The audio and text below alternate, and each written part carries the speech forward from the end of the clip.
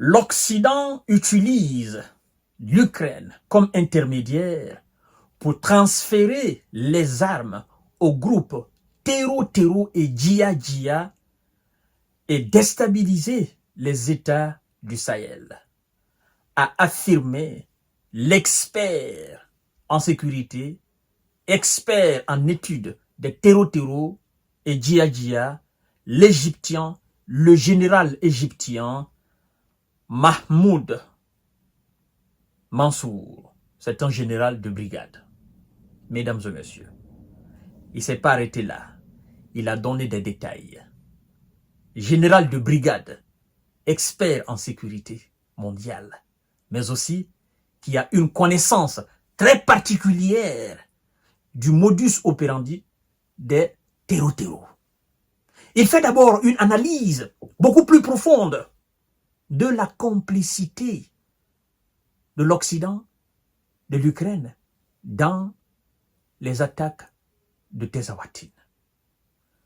Général de brigade affirme clairement que l'Ukraine n'a pas les moyens pour mener une telle opération et qu'elle est utilisée par l'Occident. Ça nous renvoie à une déclaration de cet ex-ministre de l'économie française. C'est pourquoi j'ai mis sa photo ici, parce que je voulais faire le parallèle de sa déclaration et cette révélation du général de brigade égyptien expert en sécurité. Ce dernier, il s'appelle Thierry Breton. Il a fait une déclaration en décembre 2023 qui a été, mais d'une façon claire, matée par la plupart des activistes et responsables de haut niveau africains. Mesdames et messieurs, recevez mes salutations les plus sincères. Partagez la vidéo dans tous les groupes possibles. Nous allons tout déballer ici. Oui, partagez la vidéo et continuez à vous abonner sur notre chaîne YouTube Kanté J Visionnaire, le vrai. Écoutez d'abord ce que le général de brigade dit, l'expert en sécurité, avant que nous ne touchions la déclaration de décembre 2023 de l'ex-ministre de l'économie française, M. Thierry Breton. Oui, après avoir déclaré que les Occidentaux utilisent l'Ukraine comme intermédiaire pour transférer des armes aux groupes Terro et Djihad en Afrique et déstabiliser les États du Sahel, le général va beaucoup plus loin en disant ceci. Leur objectif principal est le retour des pays occidentaux dans la région pour extorquer de l'argent aux pays africains et exploiter leurs nombreuses ressources, a déclaré le général de brigade Mahmoud.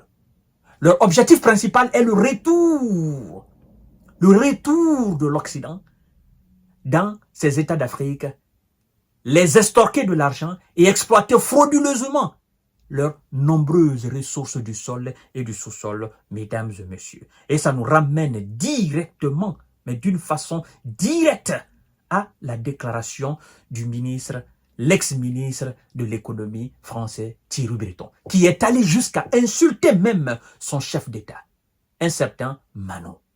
Et il a dit ceci en décembre 2023, mesdames et messieurs. Oh, quand vous êtes dans ce domaine-là, il faut savoir faire le parallèle, c'est très important. Monsieur Thierry Breton a dit ceci, parlant d'abord de son chef d'État. Il dit, c'est ce gamin Dembé, je ne vais pas terminer, vous savez ce que je veux dire. C'est ce gamin Dembé de Emma qui a ouvert les yeux aux Africains. Si la France perd ses colonies, soyez sûrs d'une chose, nos enfants et arrière-petits-enfants iront en Afrique pour chercher à gagner leur vie. L'immigration changera de camp. Macron doit dégager, sinon la France souffrira. L'Europe doit s'unir pour combattre cette nouvelle vision africaine. Si l'un d'entre ces putschistes tombe, les autres abandonneront. L'Afrique n'a pas d'histoire. Elle ne peut pas gérer le monde.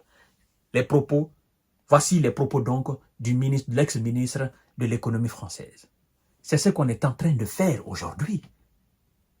Ces recommandations de ce ministre-là, c'est ce que l'Occident est en train de traduire sur le terrain. En utilisant qui? En utilisant alors celui qui est en position de faiblesse l'Ukraine. Parce que ce sont eux qui alimentent l'Ukraine en armement. Et donc, l'Ukraine doit obéir à la lettre leurs recommandations, mesdames et messieurs. Lui qui dit que l'Europe doit s'unir pour combattre les chefs d'État de l'AES et que si l'un d'entre eux venait à tomber, les autres abandonneront. Il dit quoi?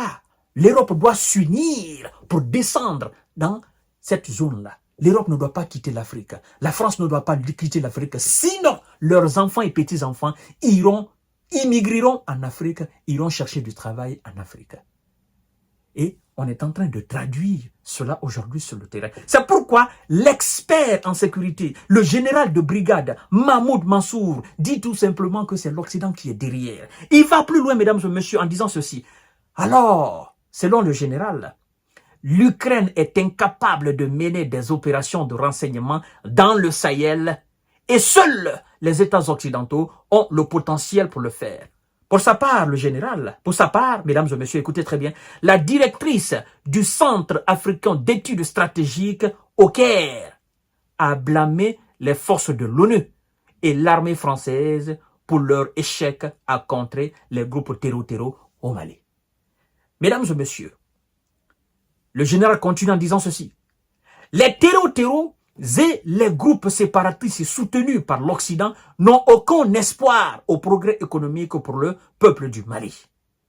Estime alors la directrice Gada Foua. Mesdames et messieurs, l'expert militaire continue en nous parlant. Partagez la vidéo dans tous les groupes possibles. Il dit aussi, l'expert militaire et major général Samir Fajash a noté quant à lui que plusieurs États d'Afrique de l'Ouest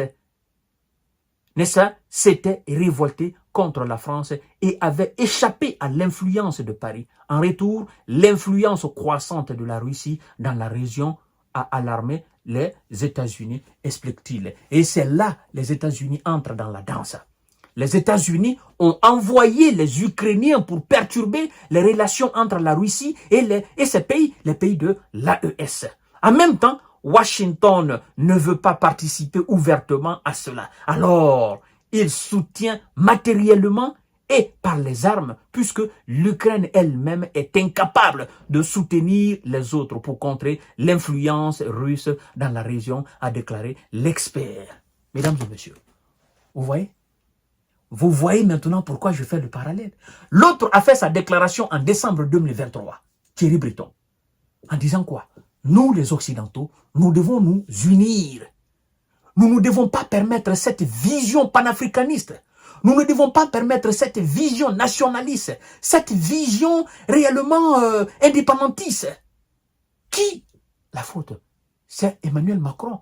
Parce que c'est lui qui les a ouverts les yeux. On dirait que nous, on n'avait pas les yeux ouverts, mesdames et messieurs. Et alors, en 2024, ils utilisent alors les Ukrainiens. Ils les envoient en Afrique. Pour faire quoi?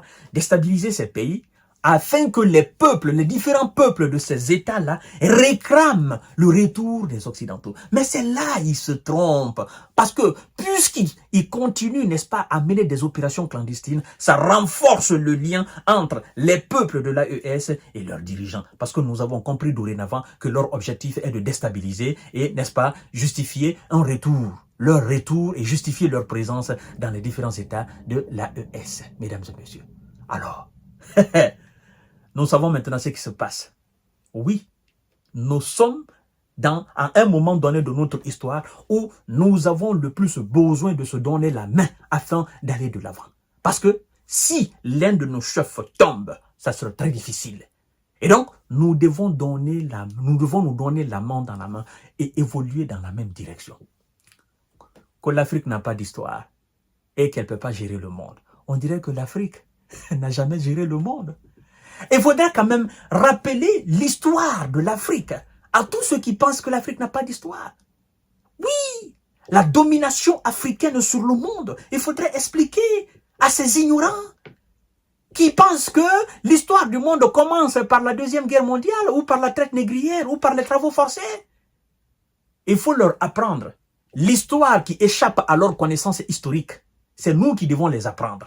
Même s'ils refusent, mais nous devons les dire que avant l'apparition de leur histoire, nous avons fait l'histoire. Parce qu'avant que l'Europe ne soit Europe, l'Afrique était. Et c'est l'Afrique qui nourrissait le monde entier. Il faut qu'il apprenne cela.